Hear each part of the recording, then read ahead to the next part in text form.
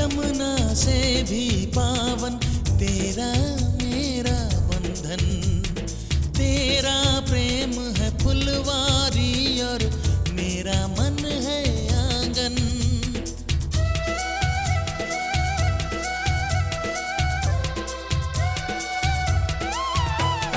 जन्मों जन्मों का ही सजनी तेरा मेरा साथ, सातों फेरे होंगे अब हाथों में लेके हाथ, जीवन साथी हम दिया और बाती हम। जीवन साथी हम दिया और बाती हम।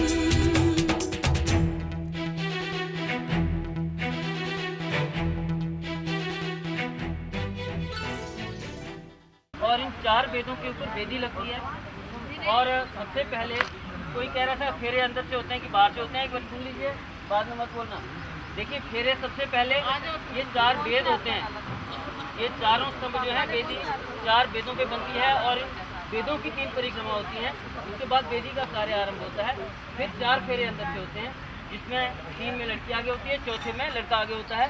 तो कन्या कहती है कि हे स्वामी हे प्रार्थना, सबसे पहली परिक्रमा में धर्म कर्म अर्थ और मोक्ष ये 4 बातें कही गई हैं। तो सबसे पहले कहते हैं कि मैं पहली परिक्रमा में आगे चलते हुए एक प्रतिज्ञा ग्रहण करती हूँ कि जो भी इसमें धार्मिक कार्य होंगे मैं प्रेरित करूँगी, मैं करवाऊँगी और मैं हर तरह से अपने घर को धार्मिक माहौल बना के रखूँगी। दूसरी परिक्रमा में जब वो आगे चलती है तो फिर कहती है कि कर्म क्षेत्र स्त्री के लिए गृह शास्त्र होता है। कहती हैं कि आप अपना जो भी कार्य करते हैं, बिजनेस करते हैं, नौकरी करते हैं, आप पूरा ध्यान उधर लगाइए, घर की तरफ से आप निश्चित हो जाइए, क्योंकि मेरा कर्म क्षेत्र गृह शास्त्र, आपको इसकी तरफ कोई चिंता करने की जरूरत नहीं। तीसरी परिक्रमा जब आती है तो कन्या कहती है कि स्वामी प्रार्थनाथ, फाइनेंशियली मैं आपको स्ट्रॉन्ग करूँगी, आपको कभी भी नहीं दूँगी, हमें अपने इनकम सोर्स पता होनी चाहिए, उसी के हिसाब से हम अपने गुजारे खर्चे जो भी हैं वो करेंगे और भविष्य के लिए भी कुछ सेविंग करके रखेंगे। तो आप फाइनेंशियली भी मेरी तरफ से स्ट्रॉन्ग रहेंगे, मैं आपको कभी भी पीछे हटने नहीं दूँगी। तो ये कार्य भी मैं प्रतिज्ञा ग्रहण करती हूँ। चौथी बारी आती है तो कहती हैं कि मैंने इतनी बड़ी बड़ी जिम्मेवारियाँ संभाल ली, अब चौथी मुझे और कुछ नहीं चाहिए, अब मुझे क्या चाहिए, मुझे मोक्ष। और मोक्ष कहाँ चाहिए, आप मेरे लिए भगवान हो, देवता हो, पति परमेश्वर हो, प्राणनाथ हो, मेरे लिए आप सारा संसार हो। स्त्री के लिए पति में सारा संसार बसता है। मन की भावना जिस तरह की होती है उसी तरह से स्त्री के लिए भगवान भी पति परमेश्वर ही माना गया। तो कहती हैं कि अब मुझे कुछ नहीं चाहिए, मुझे आपके चरणों में मोक्ष की प्राप्ति चाहिए। हे भगवान, हे प्राणनाथ, हे पति परमेश्वर, आप आगे चलें और मैं आपके पीछे चलूँगी, क्योंकि अब मुझे मोक्ष की प्राप्ति चाहिए। इसलिए चौथी परिक्रमा में कन्या पीछे होती है, बल को आगे किया जाता है। तो ये तो होती है 7 परिक्रमा। अब 7 जो वचन होते हैं, कन्या कहते हैं कि मेरी 7 भावनाएं हैं, मैं आपको बताना चाहती हूँ। अगर आप इन मेरी बातों को मानेंगे तो मैं आपकी बाईं तरफ आकर के बैठूंगी और आर्दनी का शांत रहन करूँगी।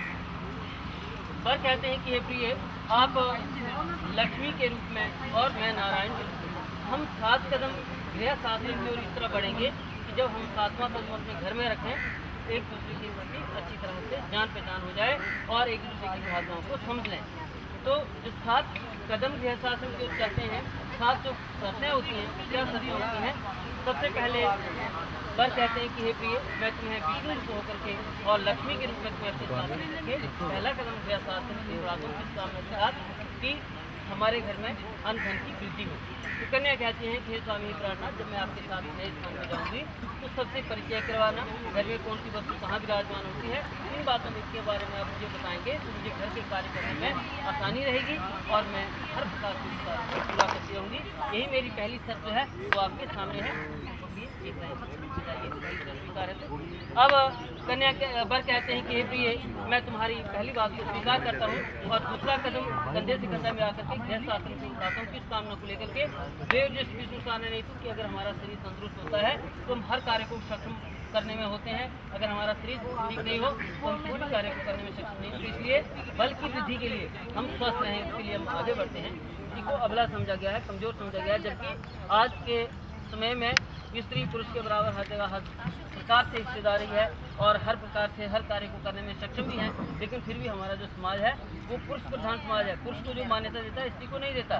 तो कन्या कहती है मैं नौकरी करूं या ना करूं, मेरा पालन पोषण करना आपका कर्तव्य है। आप मेरा अच्छे से पालन पोषण करेंगे तो मैं हर कार्य को करने में सक्षम रहूंगी। यही मेरी दूसरी शर्त आपके सामने है। बिल्कुल उठाइए, दूसरी लाइन उठाइए। ओम अब बर कहते हैं और आप भविष्य में कभी भी जहाँ पैसे की इन्वॉल्वमेंट बड़ी होती है, प्रॉपर्टी है, गाड़ी है, बंगला है, कोई भी ऐसी चीज़ खरीदनी है, उस कार्य में आप मेरे से अवश्य सलाह लेंगे। मैं कोई आपको अच्छी राय दे सकूं, मैं उसमें आपको हेल्प कर सकूं, तो इन सब बातों को करने से पहले आपको मुझसे भी बात करनी होगी।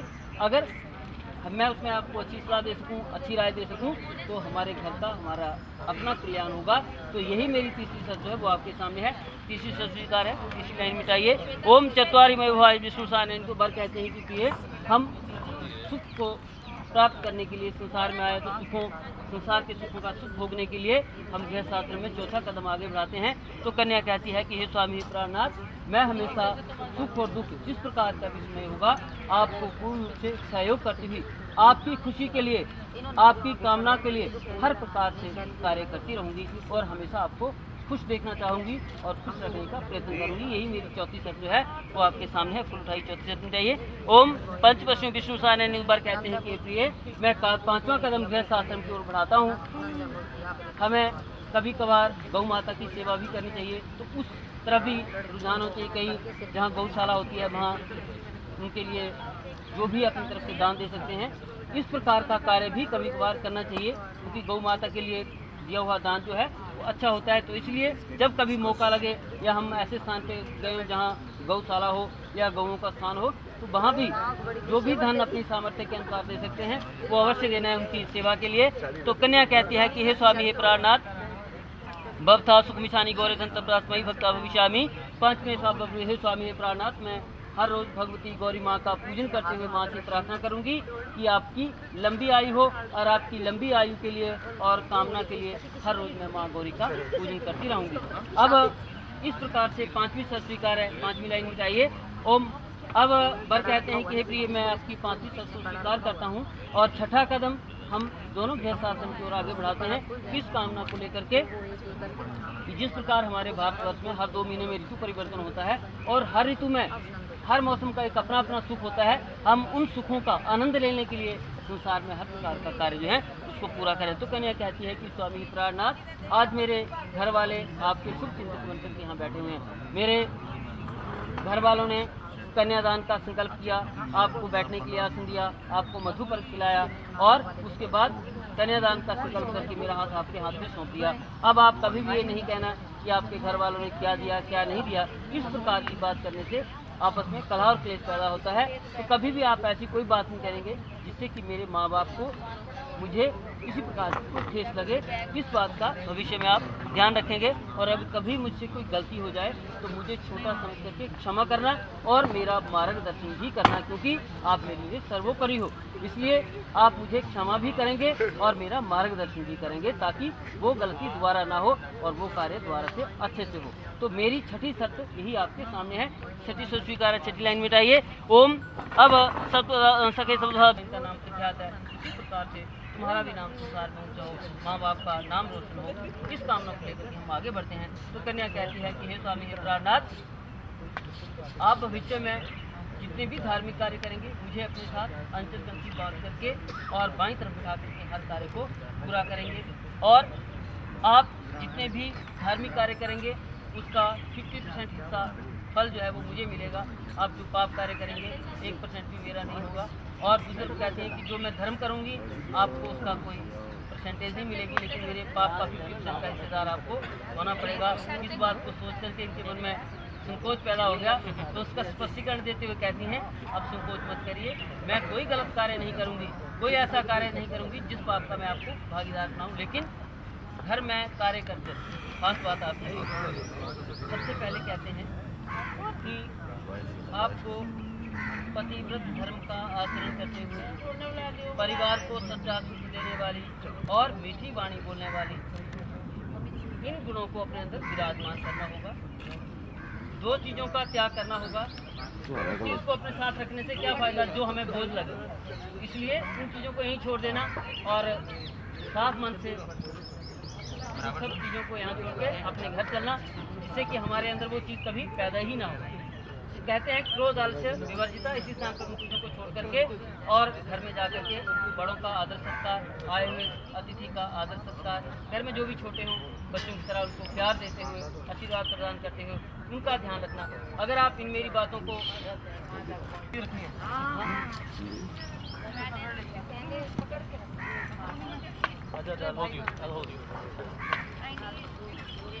आशु के पास दे दे दोनों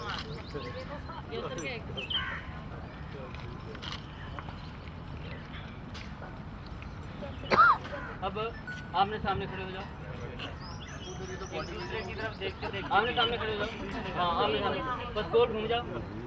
हाँ, अब चुन्नी घुमा के ले लो। हाँ, चलो देखिए यहाँ तक स्टेज पे आजकल क्या होता है कि वही लेफ्ट में बिठा देते हैं, वो बिल्कुल गलत होता है। यहाँ तक भी अब जा करके वो राइट मिलता है लेफ्ट में बिठाने का।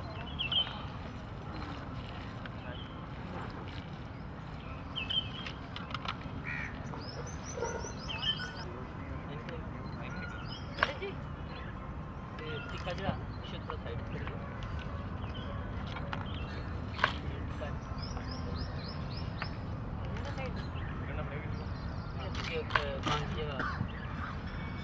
Right hand